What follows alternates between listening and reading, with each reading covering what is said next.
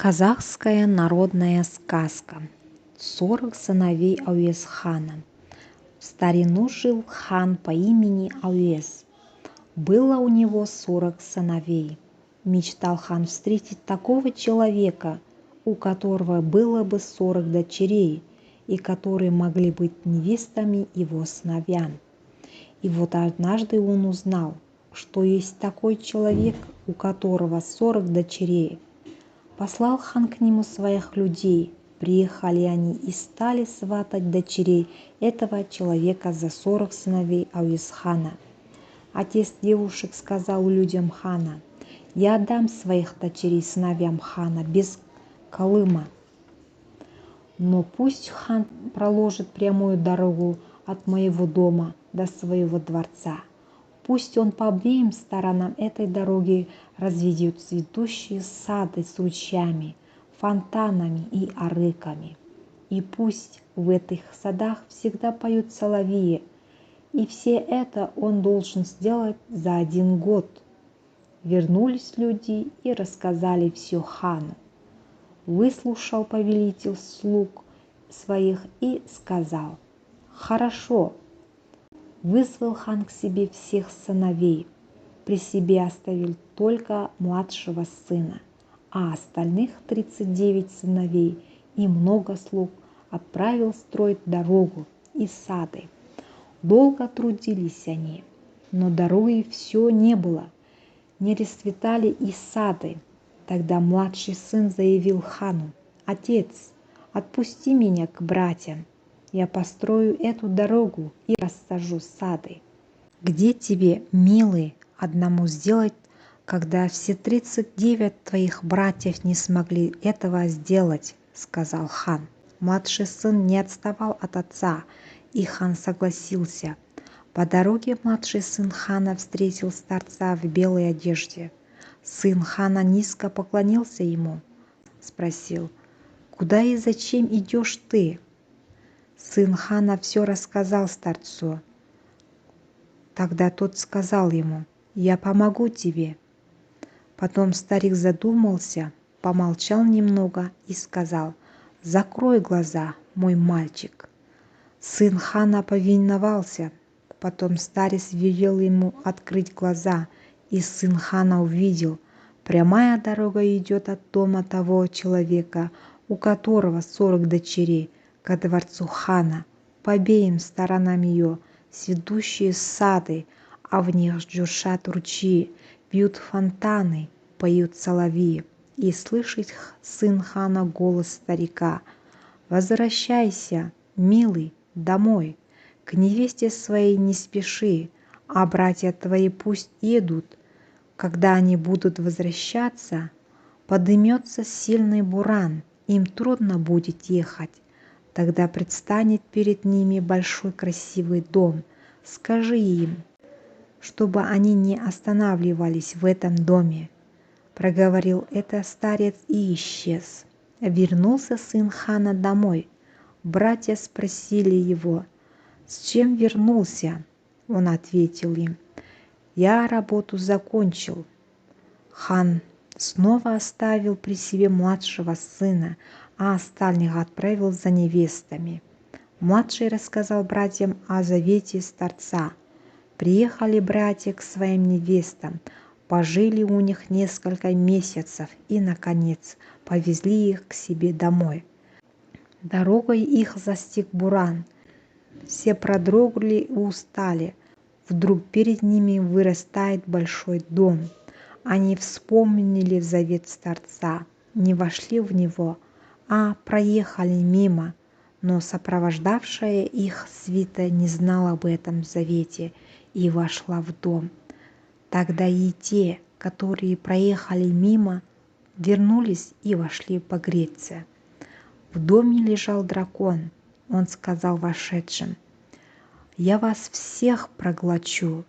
Если же хотите жить, то привезите мне своего младшего брата». Братья подумали и сказали дракону: «Хорошо, мы доставим тебе его», и благополучно поехали домой. Младший брат все это видел во сне. Он переоделся нищим взял посох, вышел навстречу своим братьям.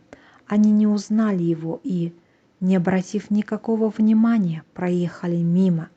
Младший брат продолжал свой путь и, наконец, пришел к дракону. Тот увидел его, обрадовался и сказал: «Хорошо, сынок, что ты пришел? Садись ко мне на спину». Младший сын хана сел на спину дракона. Дракон велел ему закрыть глаза, потом сказал: «Открой глаза и скажи, что ты видел?» Младший сын хана открыл глаза и ответил дракону: «Я видел высокое дерево. На этом дереве сидела красивая девица». «Тогда слезай», — сказал дракон. Младший сын хана слез. Тогда дракон сказал ему: «Доставь мне эту девицу, и я тебя отпущу. Если не доставишь, проглочу». Пошел сын хана искать девицу. Шел, встретил царицу-лисицу. Она по лесу бежала, себе ногу сломала и теперь сидела, плакала. Младший сын хана выправил ей ногу. Лисица вырвала пучок своей шерсти, сказала: «Когда я тебе нужна буду, спали один волосок, и мигом предстану перед тобой». И младший сын хана пошел дальше. Встречает он по дороге раненого царя-муравья. Сын хана вылечил его. «Когда я тебе буду нужен, положи камень в огонь, и я мигом предстану перед тобой», — сказал муравей и дал ему камень. Сын хана наконец пришел к девице. Спрашивает девица его: «Откуда ты идешь и как сюда попал?» «Никогда здесь не ступала человеческая нога. Я сын хана, отец во сне увидел тебя и полюбил. Он велел найти и привести тебя. Я много лет бродил, искал, и вот сегодня нашел». Задумалась девица и ответила: «У меня есть два желания. Если ты исполнишь их, я пойду с тобой». «Хорошо», — сказал ханский сын, — «я исполню твои желания».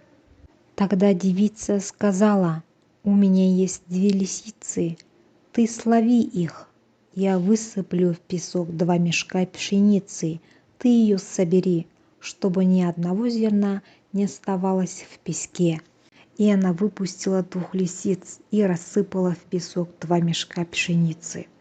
Сын хана спалил 1 волос, и тут же явилась царица-лисица.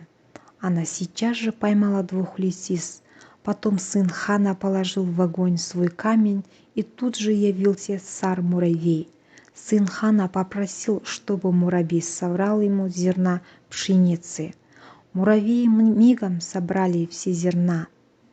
Сын хана спалил 1 волосок, и тут же явилась царица-лисица.